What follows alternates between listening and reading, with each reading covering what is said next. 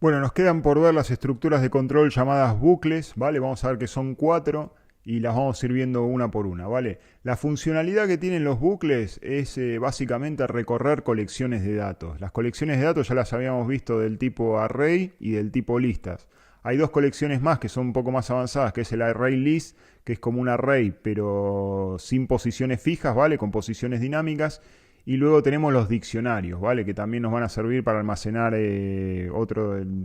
almacenan colecciones de datos, también parecido a las listas, pero con dos posiciones, ¿vale? Y dos valores diferentes. Entonces, pero la funcionalidad es siempre la misma, ¿vale? Casi todos almacenan colecciones de datos. Entonces, la funcionalidad de los bucles es recorrer estas colecciones de datos y a partir de ese recorrido tomar una decisión. Fijaros que ya lo vimos con el for each, que estuvimos trabajando durante todo el libro de valoraciones, utilizando el for each. Y la declaración básica del for each, lo que necesita el for each es, primero escribir la palabra for each, y luego en la invocación de la estructura de control, necesita que le pasemos una variable temporal del mismo tipo del que va a recorrer el array. Fijaros que el array 1 es de entero, ¿vale? Con lo cual voy a recorrer con el mismo tipo de variable temporal, ¿vale? Y luego decirle en qué array, en qué colección de datos quiero recorrer con esta variable temporal del mismo tipo, ¿vale? En este caso es el array 1, son enteros, y aquí el console guideline lo que va a sacar es, va a ir imprimiendo uno a uno los datos que hay en esta lista, ¿vale?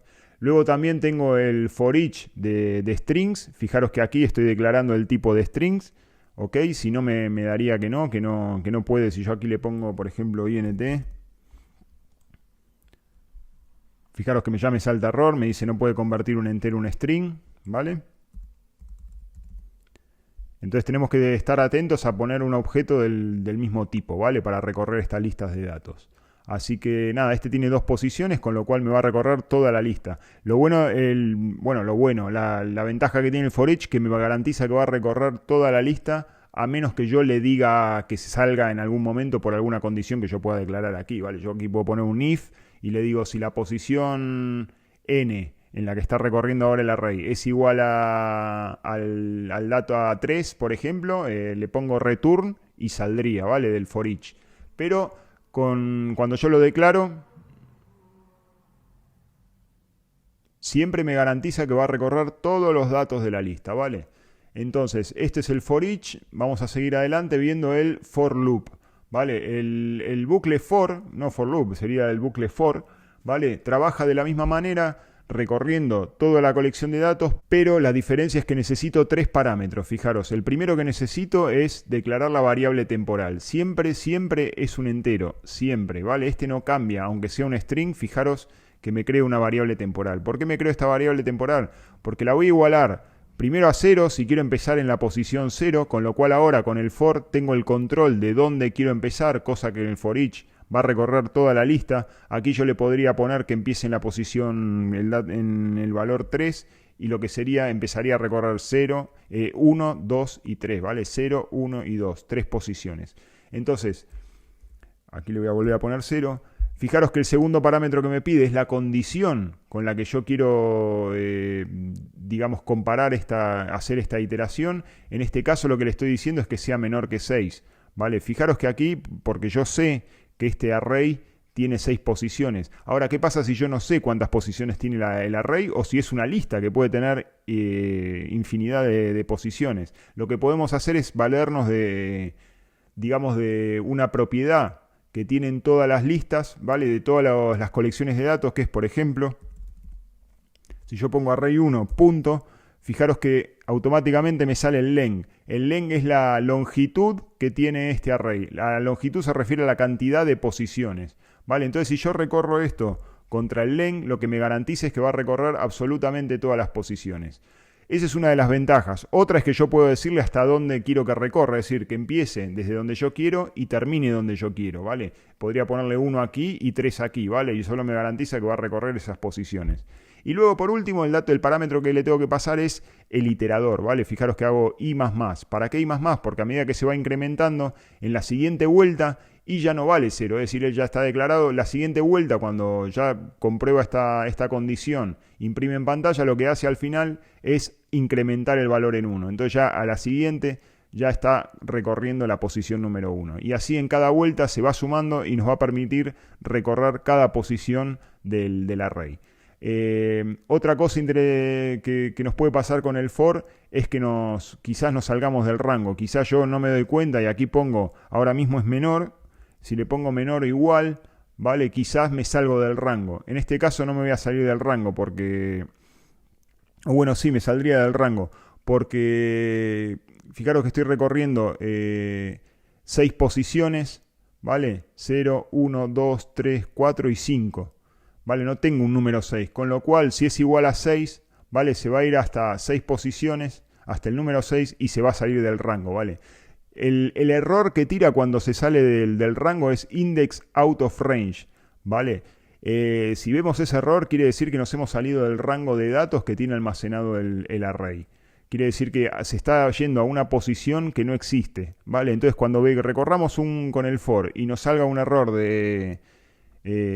index out of range, yo lo voy a dejar así a ver qué pasa ahora mismo, ¿vale? Pero cuando salga un error de index out of range está haciendo referencia a que nos estamos saliendo del rango en el que estamos recorriendo, ¿vale?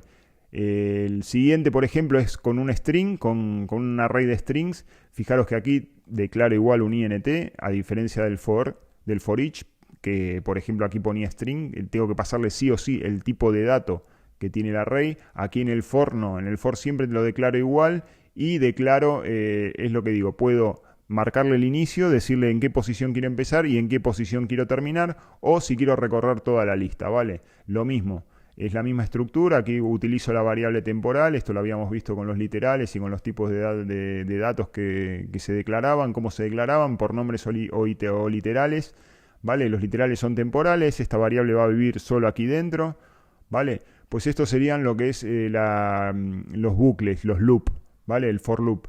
Luego también tenemos los bucles while. Los bucles while funcionan diferente. El bucle while lo va a recorrer si y solo si se cumple esta condición. Cuando se deja de cumplir esta condición, pues deja de iterar, ¿vale? Deja de estar en bucle. Es decir, voy a entrar aquí siempre y cuando x valga menos 6. Si x no vale menos 6, no voy a entrar aquí, ¿vale? Es decir, voy a seguir de largo leyendo. Lo siguiente que sería, empezaría a leer este array y toda la data que hay por aquí debajo. Fijaros que también que la variable temporal la tengo que declarar fuera, ¿vale? No se declara en la sentencia como en el for, ¿vale? Ni tampoco como en el for each, que aquí poníamos string s, ¿vale? La variable cuando voy a recorrer un while la tengo que declarar fuera, ¿ok? Entonces, mientras se cumple esta condición, voy a estar aquí dentro del while. Hay que tener en cuenta que en algún momento esta condición la tenemos que cambiar, si no va a estar recorriendo infinitamente. Esa es una de las desventajas del while, que si nos equivocamos aquí, se mete en un bucle infinito y no termina nunca, ¿vale? Entonces, o nos da error o se queda pensando el programa, depende de lo que estemos desarrollando, ¿vale? Puede que nos diga, oye, me he salido, va a dar un problema, o puede que se quede dando vueltas hasta que se le llene la memoria y el programa se cierre, ¿vale? Igualmente no nos dejaría ejecutar otra línea de código, pues estaría siempre, es como que se queda atascado el programa en este bucle, ¿vale? Y no sale y no podríamos seguir ejecutando líneas de código. Eso es lo que hay que tener cuidado con el while, tanto con el for, ¿vale? El for lo mismo, nos podemos salir del index del array al jugar con estos parámetros, con estos dos. En el bucle podemos entrar en el while, podemos entrar en un bucle infinito, hay que tener cuidado con eso también, ¿vale? Pero siempre entra o sale chequeando esta condición, ¿ok? Entonces lo siguiente, fijaros que también el iterador lo pongo al final, es decir, primero hago toda la lógica que quiero hacer dentro del while mientras esta condición sea verdadera y, o sea, no verdadera, sino que se cumpla esta condición, entonces pues voy a ejecutar toda esa línea. Y al final lo que voy a hacer es ponerle un más, ¿vale? Para ir incrementando, entonces él se va a ir incrementando, en este caso porque estoy chocando con esto. Ahora yo podría poner aquí una variable temporal, una variable quizá booleana y chocar contra esta booleana. Aquí comparar con la condición que sea con una booleana y que se vaya ejecutando el código y en algún momento otro método, otra clase o lo que sea conectada con esta clase cambia esa booleana a el valor, quizá es falso o quizá es verdadero, lo cambia, lo invierte, entonces ahí se sale del bucle, ¿vale? Entonces, lo mismo con los arrays, ¿vale? Fijaros que con los strings, perdón, fijaros que también declaro una variable int para poder declarar la condición y comprobar que si se cumple o no, ¿vale? Mientras tanto, con esa variable temporal i voy recorriendo las posiciones. Siempre que quiero que empiece en la primera posición le pongo 0, ¿vale? Por eso está aquí el 0, aquí y también aquí, ¿vale? I igual a 0. Y luego el incremento también, ¿vale? Aquí.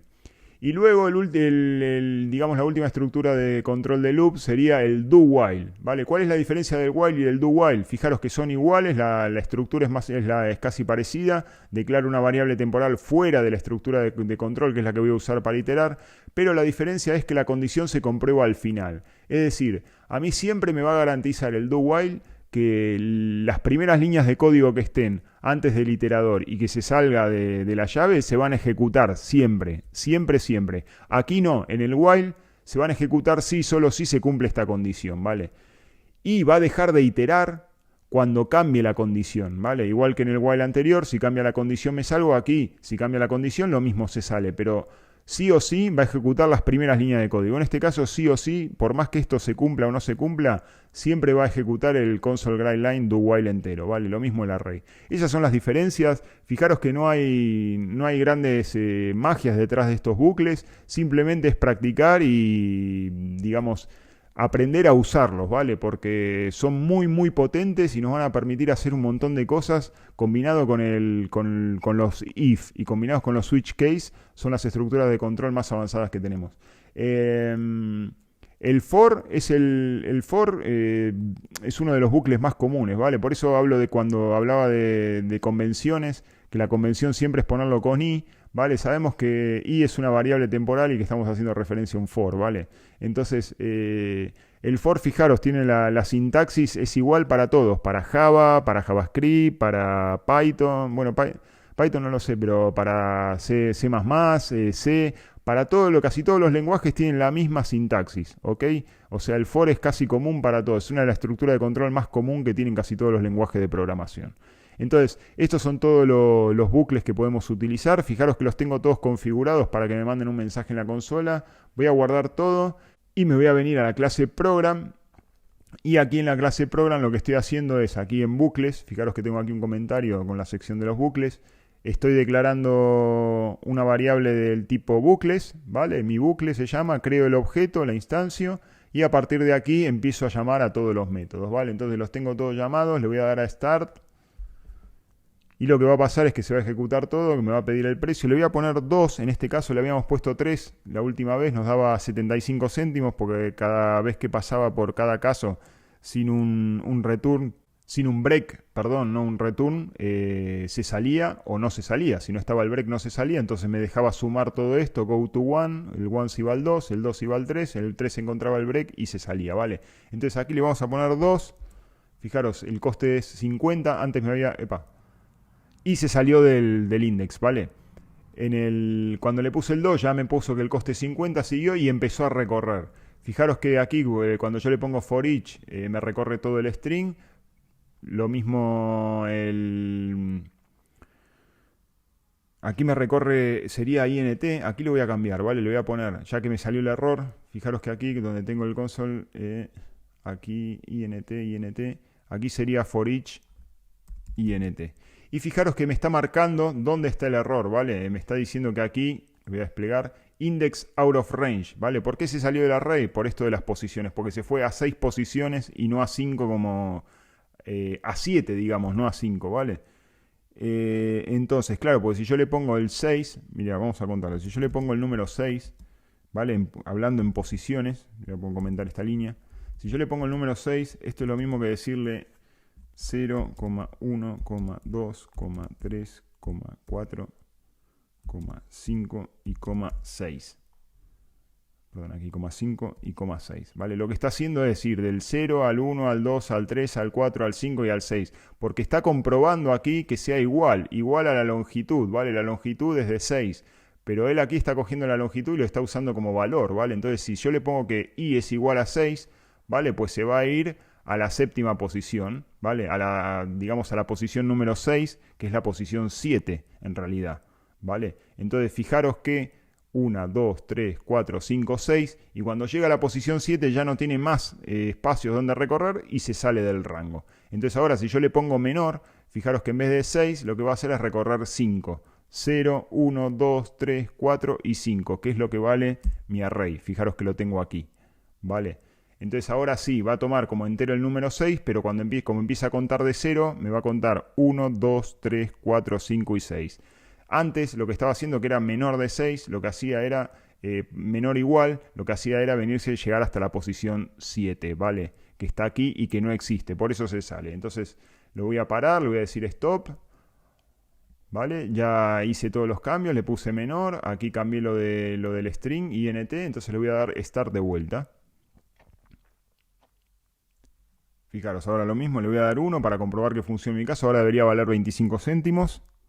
Y ahora me ha hecho todo, ¿vale? No ha dado ningún error. Fijaros, el coste es de 25 céntimos. Gracias por elegir un vaso. Y aquí empieza a recorrer el int, el string, el for each para enteros y strings, el for loop para enteros y string, el while para enteros y para strings, y el do while para enteros y para string, ¿vale? Entonces, estas son todas las estructuras de control que tenemos disponibles para controlar nuestro flujo de código, ¿vale? De datos. Os la dejo aquí escrita para que la podáis ver y trabajar con ella, analizarlas, estudiarlas y que empecéis de a poco a conectarlas, estas estructuras de control, unas con otras, ¿vale? Y empezar a tomar decisiones lógicas de lo que quiero hacer con mis datos o con mi código y las podéis aplicar tranquilamente en el libro de valoraciones. A partir de ahora podéis decir, no sé, sacar un rango de un número y si es ese, pues decirle que haga algo, ir a un bucle, recorrer unos datos, imprimir unos nombres, imprimir algunas cosas. No sé, jugar un poco con las estructuras porque las tenéis que tener muy claras para poder desarrollar programas, porque son la base de toda la ejecución de cualquier programa, las estructuras de control, ¿vale? Así que echarle un repaso a todo y así lo podéis controlar muchísimo mejor.